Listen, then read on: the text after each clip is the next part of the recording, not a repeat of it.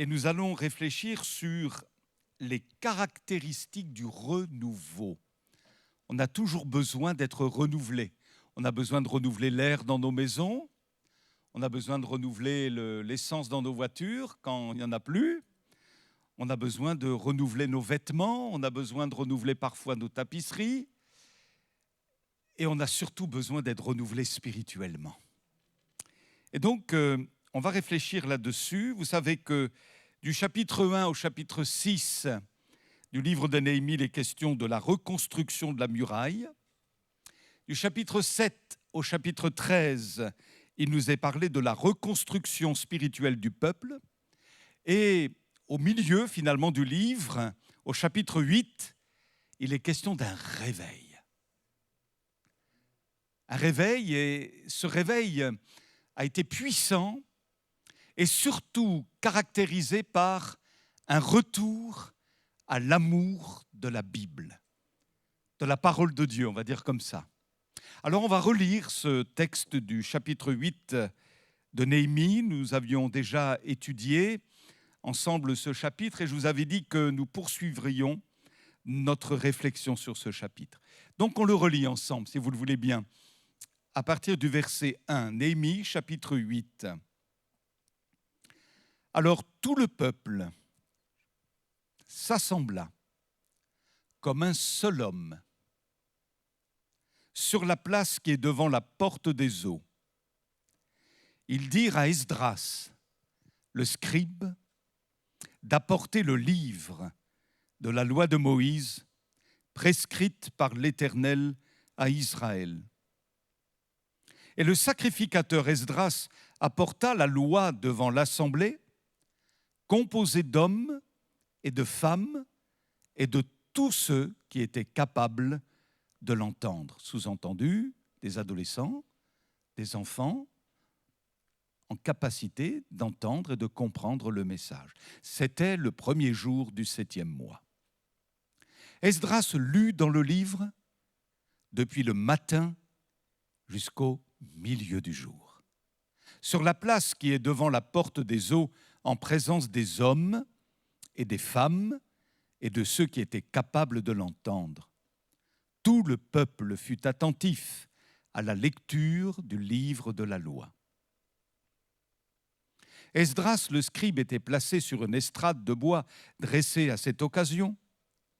Auprès de lui, à sa droite, se tenaient Matithia, Shema, Anaya, Uri, Ilkiya et Maaseya, et à sa gauche, Pédaïa, Michaël, Malkiya, Shum, Ashbadana, Zacharie et Meshulam. Esdras ouvrit le livre à la vue de tout le peuple, car il était élevé au-dessus de tout le peuple, et lorsqu'il l'eut ouvert, tout le peuple se tint en place. Esdras bénit l'Éternel, le grand Dieu, et tout le peuple répondit en levant les mains, « Amen, Amen !» Et ils s'inclinèrent et adorèrent l'Éternel, le visage contre terre. Josué, Bani, Chérébia, Jamin, Akoub, Shabbetai, Obéia, Maaseya, Kelita, Azaria, Zozabad, Anan, Pelaya et les Lévites expliquaient la loi au peuple, et chacun restait à sa place. Ils lisaient distinctement dans le livre de la loi de Dieu, et ils en donnaient le sens pour faire comprendre ce qu'ils avaient lu. Néhémie, le gouverneur, Esdras, le sacrificateur et le scribe, et les Lévites qui enseignaient le peuple dirent à tout le peuple, « Ce jour est consacré à l'Éternel, votre Dieu. Ne soyez pas dans la désolation et dans les larmes, car tout le peuple pleurait en entendant les paroles de la loi. Ils leur dirent, allez, mangez des viandes grasses et buvez ce qui est doux et envoyez des portions à ceux qui n'ont rien de préparé, car ce jour est consacré à notre Seigneur.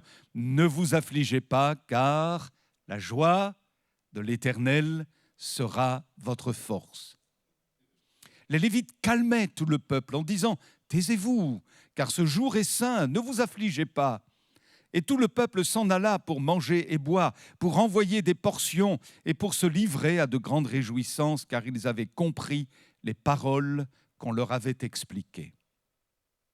Le second jour, les chefs de famille de tout le peuple, les sacrificateurs et les Lévites s'assemblèrent auprès d'Esdras, le scribe, pour entendre l'explication des paroles de la loi, et ils trouvèrent écrit dans la loi que l'Éternel avait prescrite par Moïse que les enfants d'Israël devaient habiter sous des tentes pendant la fête du 7e mois, et proclamer cette publication dans toutes leurs villes et à Jérusalem. Allez chercher à la montagne des rameaux d'olivier sauvages, des rameaux de myrte, des rameaux de palmier et des rameaux d'arbres touffus pour faire des tentes comme il est écrit.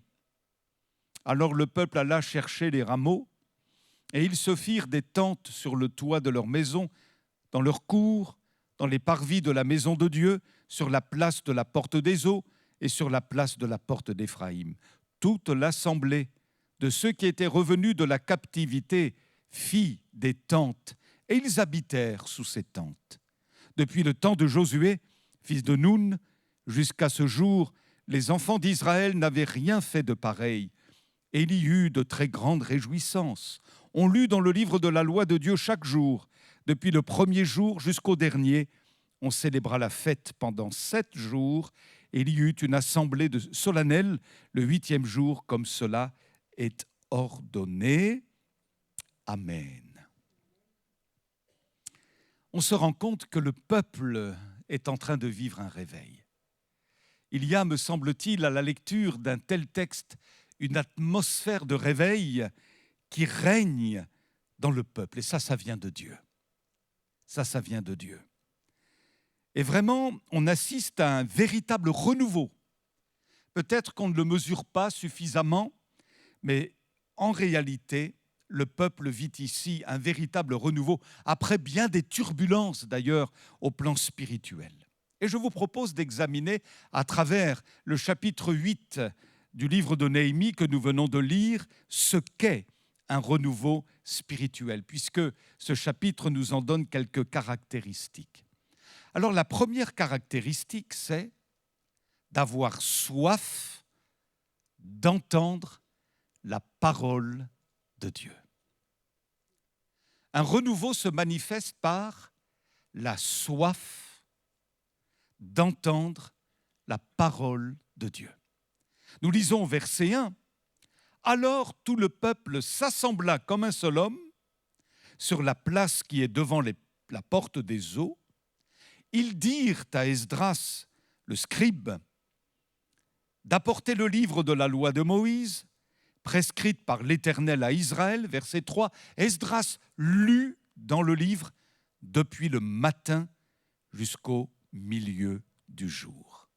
Et l'on avait fait la remarque suivante, la dernière fois que nous avions étudié ce chapitre, que ça représentait à peu près 6 heures. Depuis le matin jusqu'au milieu du jour. Personne, excusez-moi, ne bronche. Ils sont tous là. Ils ne semblent même pas bouger. Ils sont quand même relativement nombreux. Il y a des enfants, il y a des adolescents, des adultes, des personnes âgées. Tout le peuple est là et il demande d'entendre la parole de Dieu. Et la lecture de la parole de Dieu a toujours un effet béni dans les cœurs. J'ai lu il y a de cela quelque temps l'expérience d'un pasteur, je ne sais pas de quel pays il était, et les frères et sœurs lui avaient demandé d'étudier le livre de l'Apocalypse. Et ce frère ne se sentait pas la capacité d'étudier précisément le livre de l'Apocalypse. Il l'a dit humblement. Mais il a prié. Il a dit, c'est la parole de Dieu. Comment faire, Seigneur? Comment faire? Et il a ressenti dans son cœur, certainement parce que l'Esprit de Dieu le lui précisait, qu'il lui fallait simplement lire avec l'Église le livre de l'Apocalypse, sans le commenter. C'est ce qu'il a fait avec l'Église, progressivement. Et figurez-vous que ce pasteur racontait qu'au fur et à mesure qu'il lisait les textes de l'Apocalypse, l'Esprit de Dieu se mouvait dans l'Église et touchait les cœurs. C'est l'action du Saint-Esprit, approuvant la parole et bénissant le peuple. Vous savez quoi? Quand le peuple de Dieu a soif de la parole, c'est un bon signe de santé spirituelle. Si le peuple cherche autre chose, puisqu'il dit être réveillé, que la parole de Dieu, c'est qu'il y a un problème dans le contenu du réveil. Le réveil ramènera toujours, c'est une évidence biblique, scripturaire, à l'amour de la parole. Et quand le Saint-Esprit agit vraiment dans une église, il ramènera toujours le peuple à l'amour de la parole, qu'il s'agisse des enfants, des adolescents, des jeunes gens, des jeunes foyers, des personnes célibataires, veufs ou veuves, des aînés. Il y a un amour manifesté pour la parole. Et le danger, frères et sœurs, serait de vivre la vie chrétienne sans avoir un vrai contact avec le Saint-Livre. Vous savez que l'apôtre Paul, notamment, révèle qu'un des signes de l'apostasie, c'est-à-dire du recul par rapport à Dieu, eh bien, sera le rejet progressif de la parole. Dans la deuxième lettre de Paul à Timothée, Paul écrit « Il viendra un temps, y sommes-nous, il viendra un temps où les hommes ne supporteront pas la saine doctrine. Mais ayant, vous le connaissez par cœur, ce texte, la démangeaison d'entendre des choses agréables, c'est-à-dire des choses qui leur conviennent, ils se donneront une foule de docteurs selon leurs propres désirs, détourneront l'oreille de la vérité et se tourneront vers les fables.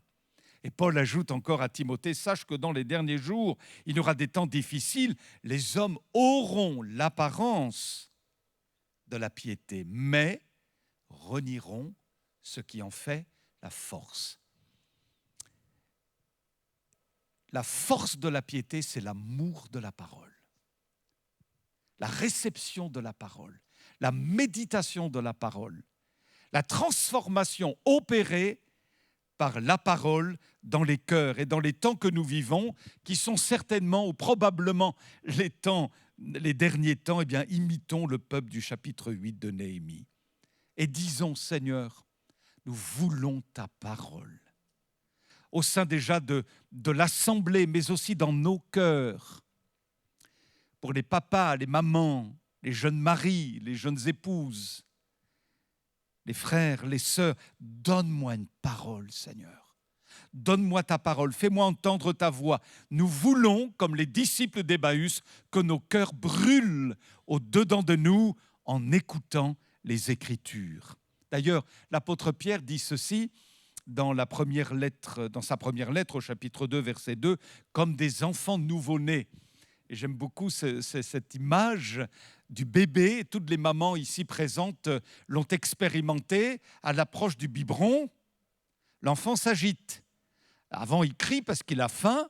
Et puis, dès qu'il voit le biberon, on sent une émulation, on sent une satisfaction. À l'approche du biberon, l'enfant est heureux. Et il désire, c'est vrai ou c'est pas vrai, il désire boire son biberon. Et c'est curieux que l'apôtre utilise cette image comme des bébés, dit-il, comme des bébés qui ont faim, désirés. Il est dit ardemment, c'est-à-dire il y a un feu, ardemment le lait pur de la parole afin qu'il vous fasse grandir en vue du salut. Je me souviens de ce vieux prédicateur qui parlait d'un homme de réveil, un revivaliste, je ne sais plus son nom d'ailleurs. Et cet homme de réveil, quand il entendait la parole de Dieu, commenter, prêcher, peu importe, il avait à cœur de rentrer chez lui et il lui tardait de se mettre sur ses genoux en demandant au Seigneur la grâce de mettre en pratique ce qu'il venait d'entendre. Waouh! Béni soit Dieu, hein? Souvenez-vous de Jérémie. Ministère particulier que celui de Jérémie. Actuellement, je suis en train de relire avec mon épouse le livre de Jérémie. Et chapitre après chapitre, on se dit « Ouh, c'était pas facile pour lui. C'était pas facile. » Mais il est dit, notamment au chapitre 15, Jérémie dit « J'ai recueilli tes paroles et je les ai dévorées. Tes paroles ont fait la joie et l'allégresse de mon cœur. » Même dans un temps douloureux, puisqu'il est en pleine apostasie, il est le seul en Israël à élever la voix en faveur de la vérité. Et il s'élève contre les faux prophètes qui annonçaient de belles choses pour plaire au peuple, mais lui a dû annoncer les oracles de l'Éternel et annoncer l'invasion des Babyloniens qui allaient tout détruire, tout raser. Évidemment, le peuple ne l'acceptait pas, il ne se remettait pas en cause. Et dans ces moments douloureux pour le prophète, puisque à chaque fois qu'il ouvrait la bouche, eh bien, il subissait des injures, il a été malmené par le peuple. Mais il y a quelque chose qui le fortifiait par-dessus tout, c'était la parole qu'il recueillait et qui ont fait la joie et l'allégresse de son cœur. Combien c'est bon d'entendre le témoignage de Timothée, qui a eu le privilège d'être élevé par une maman chrétienne, une grand-mère chrétienne. Le papa était encore sans doute dans le paganisme en tant que grec à l'époque, mais sa maman et sa grand-mère, Loïs et Eunice, si mes souvenirs sont bons, aimaient le Seigneur. Et ces deux femmes se sont attachées à ce que le petit Timothée à l'époque puisse avoir un contact avec le Saint-Livre, un contact avec la révélation écrite de la parole. Depuis ton enfance, dit Paul à Timothée, depuis ton enfance, tu connais les saintes Écritures qui peuvent te rendre sage en vue du salut par la foi en Jésus-Christ. Quel bonheur!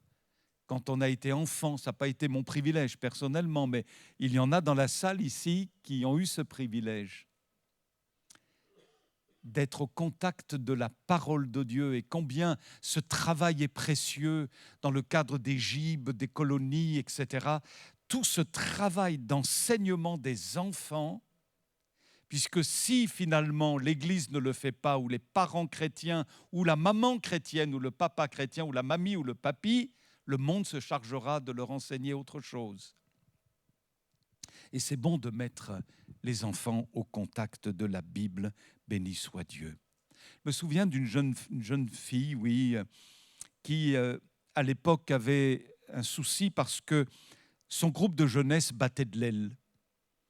Et à cette époque-là, ses copines à l'église, ses copines dans le cadre du groupe de jeunesse, étaient attirées par les choses de ce monde, et progressivement elles ont quitté le groupe de jeunes pour aller dans le monde. Et puis cette jeune fille ne souhaitait pas faire cela, elle aimait Jésus vraiment, et elle nous racontait que sa force, ça a été sa lecture biblique quotidienne. Pas que ça, il y a eu aussi l'attachement à son église, etc. Mais elle nous disait, je lisais la Bible, notamment le livre des Proverbes. Je me nourrissais des paroles du sage, je me nourrissais du livre des Proverbes, ça me faisait du bien. Et puis, elle avait reçu une promesse particulière dans le livre de Malachie. Vous voyez, elle lisait même l'Ancien Testament, alléluia. Il n'y a pas que le Nouveau, il y a aussi l'Ancien, il n'y a pas que l'Ancien, il y a aussi le Nouveau, toute la Bible. Et ce texte l'a marquée alors qu'elle était adolescente.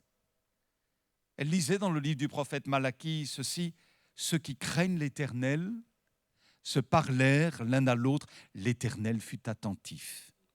Il écouta. Un livre de souvenirs fut écrit devant lui pour ceux qui craignent l'Éternel, qui honorent son nom.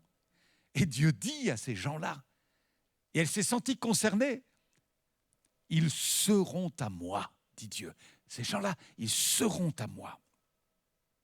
Ils m'appartiendront. Au jour que je prépare, j'aurai compassion d'eux, comme un homme a compassion de son fils qui le sert, et vous verrez de nouveau la différence entre le juste et le méchant, entre celui qui sert Dieu et celui qui ne le sert pas. Elle a serré ça dans son cœur. Et Dieu lui a fait grâce, alléluia. Dieu lui a fait grâce. Et alors que ses amis se perdaient, malheureusement, les unes après les autres, elle a grandi dans la foi, elle a été bénie dans son mariage, bénie dans son investissement, dans le cadre de l'œuvre de Dieu. Que Dieu soit béni.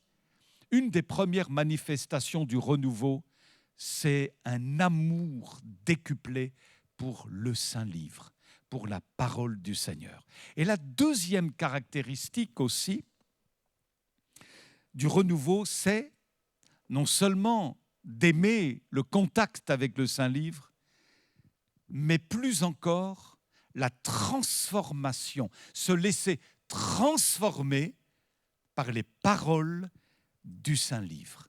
Parce qu'on peut connaître le Saint-Livre, même par cœur, sans pour autant se laisser transformer par ces mêmes paroles. L'essentiel, c'est de connaître, c'est vrai, avec son intellect, la parole de Dieu, mais aussi et surtout avec son cœur, au point même d'en être transformé. Et souvenez-vous, au verset 6, il est dit dans notre lecture du chapitre 8, « Esdras bénit l'Éternel, le grand Dieu, et tout le peuple répondit en levant les mains, « Amen, Amen ». Ils s'inclinèrent, se prosternèrent devant l'Éternel, le visage contre terre. Ils lisaient verset 8 distinctement dans le livre de la loi de Dieu. Ils en donnaient le sens pour faire comprendre ce qu'ils avaient lu. Verset 9, Néhémie, le gouverneur, Esdras, le sacrificateur et le scribe, et les Lévites qui enseignaient le peuple dirent à tout le peuple, ce jour est consacré à l'Éternel votre Dieu. Ne soyez pas dans la désolation et dans les larmes, car tout le peuple pleurait en entendant les paroles de la loi. Donc à l'écoute des paroles de la loi, le peuple levait les mains en signe d'accord avec la lecture faite et disait « Amen », c'est-à-dire « qu'il en soit ainsi », qu'il en soit ainsi, c'est-à-dire « nous recevons ». Quel bonheur pour Esdras et pour les autres sacrificateurs et lévites. Lorsqu'ils expliquaient les Écritures, le peuple disait « on est d'accord ». On reçoit cette parole, on la laisse pénétrer dans notre cœur. Et à l'écoute du Saint-Livre, la Bible dit qu'ils s'inclinèrent et se prosternèrent devant l'Éternel, le visage contre terre. Ils ont donc accueilli favorablement la parole du Seigneur dans leur cœur, et cette parole a produit en eux des dispositions merveilleuses. Alors on va s'attarder sur ces dispositions. Premièrement, l'accueil favorable de la parole a suscité une réelle repentance. Le texte dit « tout le peuple pleurait en entendant les paroles de la loi ». Il pleurait, non pas pour faire bien, non pas parce que c'était culturel, mais parce que quand ils ont entendu, et certains l'ont entendu peut-être à nouveau pour la première fois finalement, le livre avait été délaissé. Et c'était une véritable révélation pour le peuple.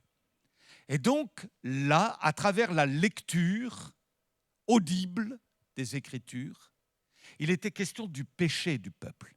La parole révélait l'état des cœurs, révélait la situation de chacun.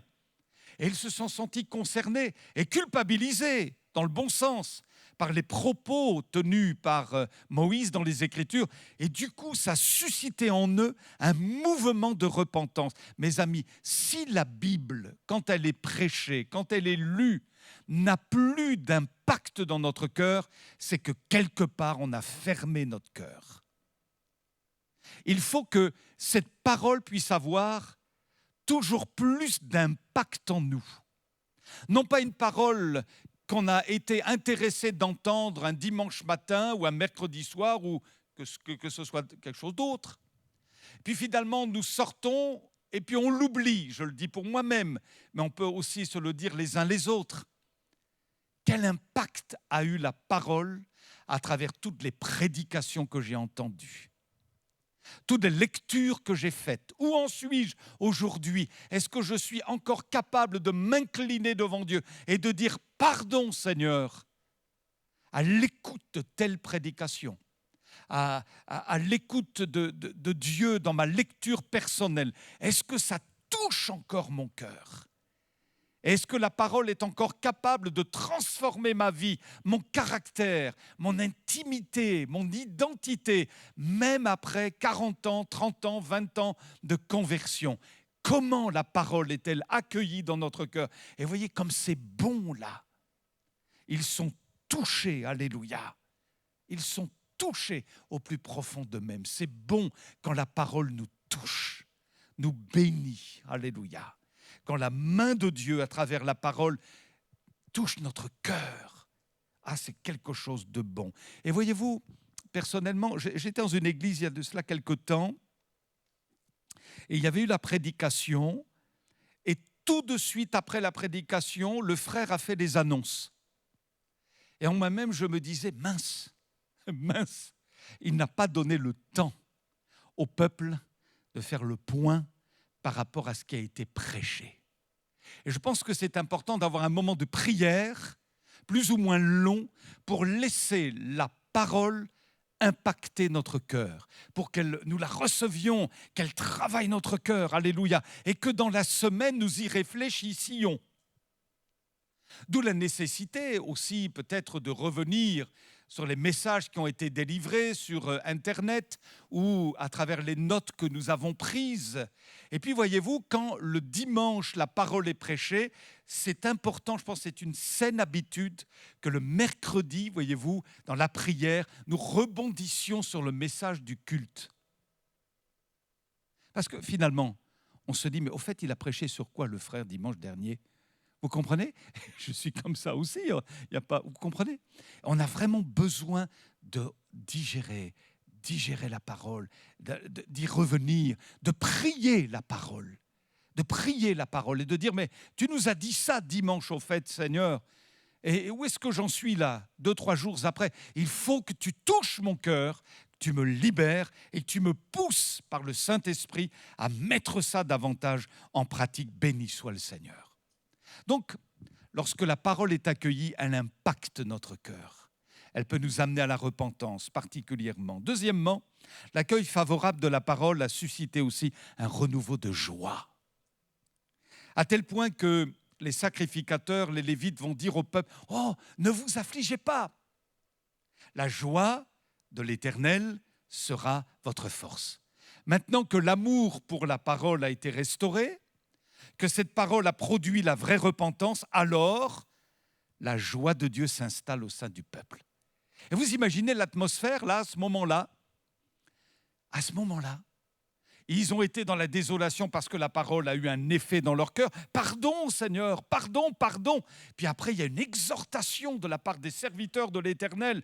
Maintenant, la joie du Seigneur sera votre force. Réjouissez-vous.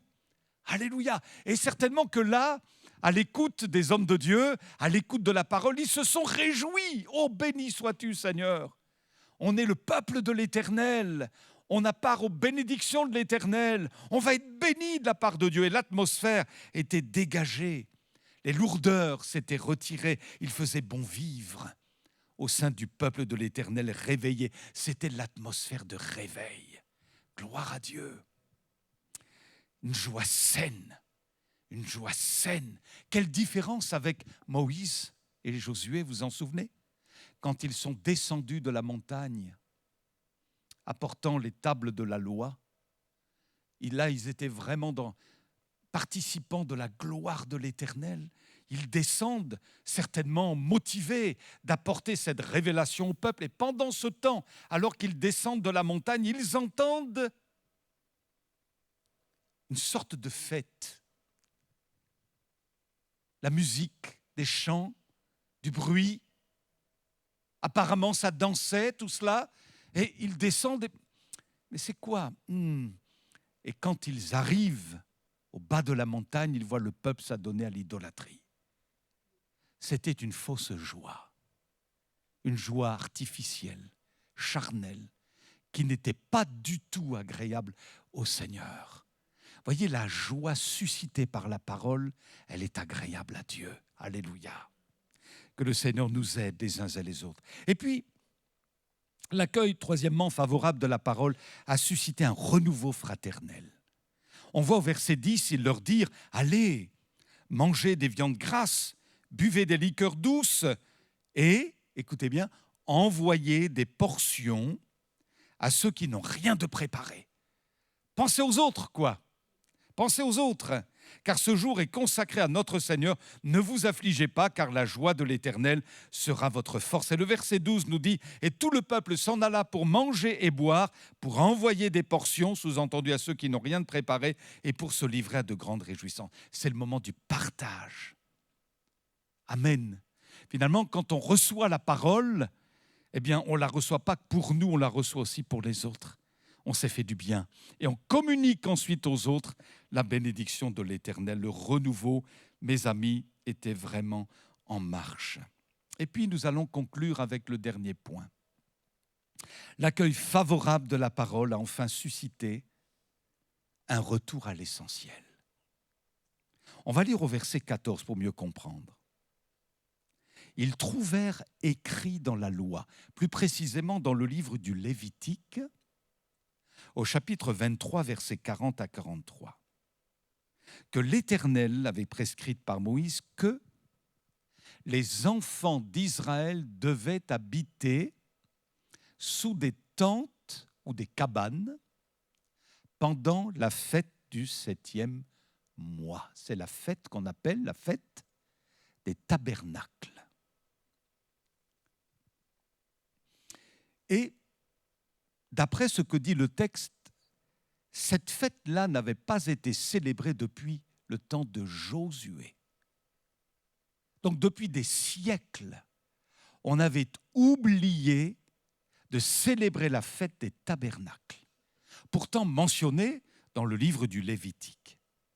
Alors, à la lecture des textes bibliques, eh bien, les hommes de Dieu ont dit au peuple, maintenant on va tout mettre ça en pratique. Et là, il est écrit qu'il faut aller chercher des branches d'olivier sauvages, des branches de myrte, de palmier, dans le but de fabriquer quoi ?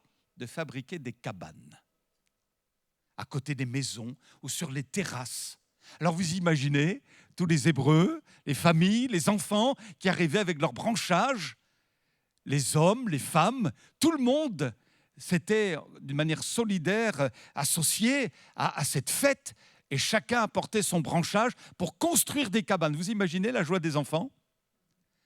Quand vous étiez enfant, vous n'aimiez pas construire des cabanes ? Et puis quand on est parent, on aimait aussi construire des cabanes avec nos enfants. Donc c'était certainement une atmosphère de joie de bâtir des huttes, des cabanes. Et pendant 7 jours, eh bien personne n'était logé dans sa maison. Mais ils étaient tous logés dans ces huttes, dans ces cabanes. Ils y mangeaient, ils y dormaient. C'est curieux, vous ne trouvez pas ? Mais quel est le sens de la fête des tabernacles en fait ?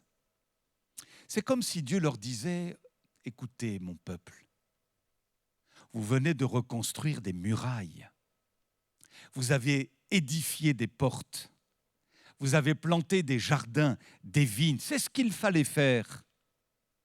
Mais vous ne devez pas oublier que vous ne faites que traverser ce monde jusqu'à ce que vous arriviez dans la cité qui a de solides fondations, celle dont Dieu est l'architecte et le constructeur. En fait, vous êtes voyageurs, étrangers sur cette terre. Et le fait d'être sous des cabanes, abris temporaires,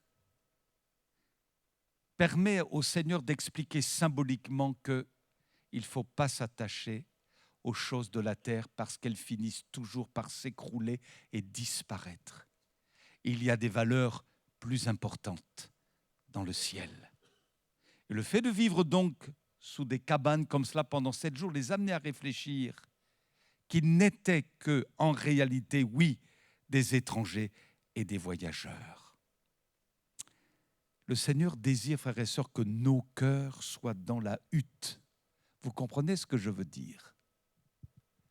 que nos cœurs soient dans la hutte, dans la cabane, sachant que notre passage ici-bas n'est que temporaire et que nous attendons notre véritable cité. Notre patrie à nous, elle est dans le ciel. Béni soit Dieu. Et certainement que ça a communiqué au peuple une dimension nouvelle à cette époque-là. Au lieu de s'attarder, de s'attacher qu'aux choses d'ici-bas, le Seigneur était en train de leur dire des choses plus importantes encore. Ça ne veut pas dire qu'il faut délaisser nos maisons, qu'il ne faut plus les tapisser, qu'il ne faut plus mettre je ne sais pas moi, des choses pour enjoliver nos maisons. Ça n'a rien à voir. Et si vous entrez chez quelqu'un où c'est beau, ne lui dites pas « t'es mondain ». Vous comprenez ce que je veux dire? Mais c'est le sens dans notre cœur qui est important, de dire oui, j'ai tout cela, merci Seigneur. Je suis bien chez moi, merci Seigneur. Et on a le droit. Mais au-delà de ça, j'ai une maison dans le ciel, c'est plus important encore. C'est encore plus important. Et j'y attache encore plus d'importance là-haut. Alléluia. Sachant qu'un jour, mes yeux verront Jésus. Mes amis, si ces quelques mots que je vous ai partagés pouvaient nous amener à être encore plus proches de la parole. Nous sommes, j'aime à le dire, le peuple du livre. Et je disais dernièrement à Darnétal, lorsque j'étais au culte là, dimanche dernier, je dis, je crains qu'il y ait comme une baisse de connaissance des choses bibliques, une baisse dans la culture biblique. Et voyez-vous, on peut se passer de plein de choses finalement. On peut se passer d'une guitare, d'une batterie, on peut se passer même de chanter, on peut à la limite, bon, mais on ne peut pas se passer de ça. Et voyez-vous, dans les pays où règne la persécution, on n'avait pas le droit de parler fort, on ne pouvait pas chanter fort, donc du coup, il n'y a pas d'orchestre, il n'y a rien de ces choses-là. Ce n'est pas interdit, hein, mais ils ne peuvent pas. Par contre, ce qu'ils ont, c'est... Et alors, ils lisent la Bible, ils lisent la parole, ils l'étudient, ils la proclament, ils la méditent, ils la serrent sur leur cœur, parce que c'est le plus grand des trésors. Et on ne mesure peut-être pas, je le dis pour moi-même, combien c'est un trésor pour nos maisons, parce qu'on a la clé là de la bénédiction. Vraiment la clé de la bénédiction à travers la parole de Dieu. Mes amis, soyez renouvelés dans votre lecture biblique. Dotez-vous de petits commentaires, venez me voir, je peux vous en conseiller, mais vous êtes grand aussi, vous pouvez vous documenter. Prenez des notes, étudiez votre Bible, que ce soit votre Bible, ma Bible. Voyez, si vous regardez dans la mienne, vous verrez qu'elle est coloriée partout, soulignée, il y a des annotations. J'ai envie de dire, c'est ma Bible. Et là, en ce moment, elle est de plus en plus usée. Ça y est, ça recommence. Parce que j'en ai eu d'autres avant, complètement délabrées. Et vous aussi. Alors, je suis obligé d'acheter une neuve. Et alors, quand j'ai ma Bible neuve, j'ai dit, allez, on recommence. Et on se remet au travail. Et je reprends mes crayons de couleur. Et je reprends mes stylos. Et puis, je ressouligne. Et j'ai du goût à le faire. Je me dis, ah, c'est ça, alléluia. Le Saint-Livre. On a vraiment besoin de ce contact avec le Saint-Livre. Vous vous souvenez, alors je me répète peut-être, mais je vous ai raconté l'histoire de monsieur et madame Vicaire, des petites personnes âgées au-dessus de chez moi. Vous vous en souvenez? Qui lisaient la Bible tous les deux, âgés. Et tous les jours, on entendait un bourdonnement. Et on avait compris, on discernait les paroles de Dieu. Alors, ils commençaient par la jeunesse. Et puis, avec les mois qui s'écoulaient, ils arrivaient au dernier chapitre de l'Apocalypse. Et puis, quand le dernier chapitre de l'Apocalypse était lu, ils revenaient à la Genèse. Et ainsi de suite, ils parcouraient tous les livres de la Bible, tous les textes. Béni soit le Seigneur. Ils se faisaient du bien en toute simplicité. Merci Seigneur. Ça, c'est du bonheur. C'est du bonheur. Est-ce qu'aujourd'hui, on peut vivre autrement ? Est-ce que les jeunes générations peuvent vivre la foi autrement? Et nous, non. Il on ne peut pas contourner ça, c'est le cœur. C'est le cœur de la marche avec Dieu. Alors que le Seigneur nous ramène à l'essentiel, alléluia, et que vraiment nous puissions la mettre en pratique. On soupire après ça les uns et les autres. Souvenez-vous de la parole de Spurgeon, et comme j'aime à le dire, il n'y a que lui pour dire des choses pareilles. Il était doté d'une capacité, voyez, de construire ses phrases et de trouver des slogans. Il dit « Une Bible qui tombe en morceaux appartient habituellement à quelqu'un dont ce n'est pas le cas. » C'est beau, hein? Ça veut dire qu'il la lit, quoi, sa Bible. Voilà. Et j'aime bien ça. Alors, je me souviens d'un cher frère que je connaissais. On parlait ensemble et puis on se lève. Je passe devant son petit bureau qui était dans la salle à manger. Je vois sa Bible ouverte. Et puis, je voyais des annotations partout. J'étais content. J'ai dit, oh là là, lui, il lit la Bible. Lui, il lit la Bible, il n'y a pas photo, quoi. Bon, ça ne veut pas dire qu'il faut tous colorier tout ça, chacun a sa méthode, hein. Mais c'est bon, quoi, quand on sent qu'on est attaché au Saint-Livre, béni soit Dieu. Alors, lisons la Bible, méditons la Bible, repassons les versets dans nos cœurs, étudions la Bible, prenons des petits commentaires, étudions, cherchons, mémorisons la Bible. Vous savez, alors je sais qu'il y a des... J'étais chez une mamie d'un amant qui me disait « je fais tel jeu, ça me permet de développer ma mémoire. » Et très bien, hein, pas de problème. Hein. Mais je vous donne aussi un autre tuyau. Apprenez des versets de la Bible pour entretenir votre mémoire, justement. Voilà, apprenez des versets. Et vous allez voir que ça entretient la mémoire. C'est formidable. Gloire à Dieu. Hein. Et puis le plus important, mettons en pratique la Bible. Vous êtes heureux pourvu que vous mettiez ces choses en pratique, dit Jésus. Amen.